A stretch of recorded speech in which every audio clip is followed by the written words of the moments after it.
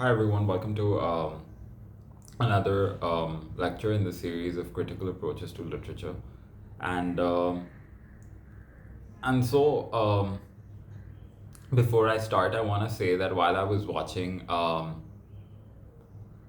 the second lecture, I think so, I felt like critical approaches to literature is either way a very dry concept to grasp, and um, and the second lecture became really, really, really bookish.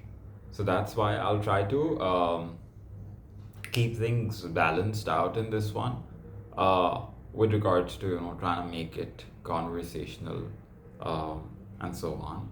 Um, because today I'm going to be discussing either way a difficult topic, which is the Platonic dilemma. Now, before I start discussing it, I want to say that the Platonic dilemma, what is the Platonic dilemma in simple words, right? Uh, so there's this collection of poetry by Hughes, called The Birthday Letters, um, which is a reflection about his relationship with his wife. Excuse me. Which is a reflection about his relationship with his first wife, Sylvia Plath. Um, I personally tend to love the way Hughes writes, etc., etc. So, if I were to go into a bookstore and pick up that book, I'd either way be like, oh, I love this book, or I love this writer, or something on those lines. But um, talking about it from the aspect or perspective of being able to critically analyze it with a Platonic dilemma in place, it's important to understand that when I am reading that book, when I decide to critique that book, so on and so forth, I need to know that this book, um, I have to have, despite all my love for it, I have to have a platonic relationship with it when I am deciding to understand it critically. In my heart, I can have uh, all the love for Hughes and all the love for or appreciation for the birthday letters. But at the end of the day, in my head, I need to be able to have a platonic relationship with it to be able to critically analyze it. Uh, See, the thing is, literary criticism concerns itself with several questions at once, right? It can ask the philosophical question concerning the nature of imaginative literature. And actually, no, it has to ask the philosophical question concerning itself with the nature of imaginative literature. And in a logical sense, this question should precede um, all others, because how can we discuss anything at all uh, unless we know in the first place what we're talking about? Like with the birthday letters, um, there's certain facts, right? That it is a reflection on Hughes's relationship with his wife. It's a collection of poems. Um, it's a collection of poems that deliberates upon the connection Hughes and Plath shared. So there are those three basic facts. But to be able to answer questions such as why is it called the birthday letters? Um, why is the tender place a part of the birthday letters? Um, those kind of questions, which can help you see it from a broader perspective. Um, because we cannot go on to discuss anything at all, or even critically approach it until and unless we know what it is. Um, And to be able to know what it is, you need to understand the nature of um, imaginative literature. Um, Whenever any of us are trying to sit for an exam, um, starting to read a book, anything like that, um, we often start reading it without really inquiring. Um, and by inquiring, I don't mean Googling the book or by reading some notes on it, but we all uh, start reading it or trying to critically analyze it or approach it um, without uh, understanding its nature. Um, and when I say nature, I don't mean that.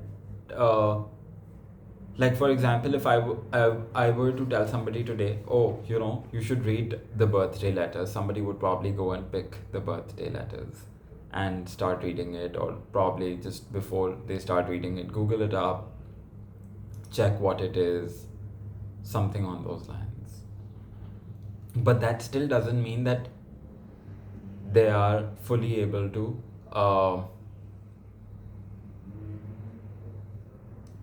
define its nature by knowing that, okay, this is a collection of poems, the last collection of poems that Hughes published before he died, and it's a reflection of his, as I said, of his relationship with his first wife. To be able to understand its nature, you need to understand that um, your questions about imaginative literature should precede the logical sense. Really important. If they're not preceding that, then you won't be able to grasp the nature of that piece of work. And not unless you've been able to grasp the nature of that piece of work or imaginative literature will you be able to critically approach it at all. Which is why it's really important to be able to develop a, a platonic relationship with the piece of work that you have to critically approach, which is why it's important to be able to understand the concept of platonic dilemma before you can actually critically approach a piece of work, basically. um, I hope that this one was more comprehensive than the other lectures, and of course in the upcoming lectures I'll open the concept of platonic dilemma up first, like how to understand the quality of a piece of work, um, so on and so forth. um, but for now, this is all, or how I could try to simply break it down, the importance of the platonic dilemma and what it is when trying to critically approach a piece of work in literature. If you guys have any questions, please feel free to ask them in the comments below. And I know that in this lecture, the information I've given is really heavy to digest. So that's why the task for this lecture, I think that will really help anybody trying to make more sense of what I've said. Go through the notes. In the notes, I'll try to break down everything even more clearly. Um, don't memorize it, understand it, because right now what I'm trying to teach or explain is a technique, and not just as a literature student, but in life I feel like it can help you, whether it is that you tend to write concepts, paint, draw, just in being able to tell a story, understand a story, have a conversation, make sense of a conversation, anything like that. um, like I remember somebody said to me when I was trying to understand it that it can also help you improve the quality or the nature of your relationships. um, I'm not sure about that, though I understand where that comes from. But that's why I try to do the task that's given for this lecture particularly. Because if you miss out on any of the tasks in this series of lectures on critical approaches to literature, then you won't be able to keep up with what I'm explaining. Um, because I understand that it is that technical to learn how to critically approach a piece of work in literature. Um, that's about it for this video. If you like the video, don't forget to give me a thumbs up as well as subscribe to the YouTube channel. Also press the bell icon to stay updated on, whenever a new lecture drops in. And I will be back soon with another lecture. And I hope that, I was able to explain the meaning of the Platonic dilemma in this one.